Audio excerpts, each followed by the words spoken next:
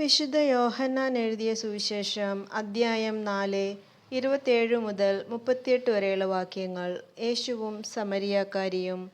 അവൻ്റെ ശിഷ്യന്മാർ തിരിച്ചെത്തി അവനൊരു സ്ത്രീയോട് സംസാരിക്കുന്നത് കണ്ട് അവർ അത്ഭുതപ്പെട്ടു.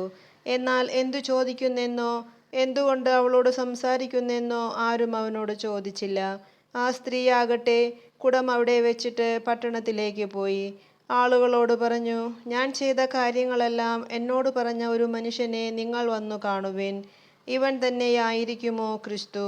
അവർ പട്ടണത്തിൽ നിന്ന് പുറപ്പെട്ട് അവൻ്റെ അടുത്തു വന്നു. തത്സമയം ശിഷ്യന്മാർ അവനോട് അപേക്ഷിച്ചു, റബ്ബി, ഭക്ഷണം കഴിച്ചാലോ? അവൻ പറഞ്ഞു, നിങ്ങളറിയാത്ത ഭക്ഷണം എനിക്കുണ്ട്. ആരെങ്കിലും ഇവന് ഭക്ഷണം കൊണ്ടുവന്നു കൊടുത്തിരിക്കുമോ എന്ന് ശിഷ്യന്മാർ പരസ്പരം പറഞ്ഞു. യേശു പറഞ്ഞു, എന്നെ അയച്ചവൻ്റെ ഇഷ്ടം പ്രവർത്തിക്കുകയും അവൻ്റെ ജോലി പൂർത്തിയാക്കുകയുമാണ് എൻ്റെ ഭക്ഷണം. 4 മാസം കൂടി കഴിഞ്ഞാൽ വിളവെടുപ്പായി എന്ന് നിങ്ങൾ പറയുന്നില്ലേ? എന്നാൽ ഞാൻ പറയുന്നു, നിങ്ങൾ കണ്ണുകൾ ഉയർത്തി വയലുകളിലേക്ക് നോക്കുവിൻ. അവ ഇപ്പോൾ തന്നെ വിളഞ്ഞ് കൊയ്ത്തിന് പാകമായിരിക്കുന്നു. കൊയ്യുന്നവന് കൂലി കിട്ടുകയും അവൻ നിത്യജീവിതത്തിലേക്ക് ഫലം ശേഖരിക്കുകയും ചെയ്യുന്നു. അങ്ങനെ വിതയ്ക്കുന്നവനും കൊയ്യുന്നവനും ഒപ്പം സന്തോഷിക്കുന്നു.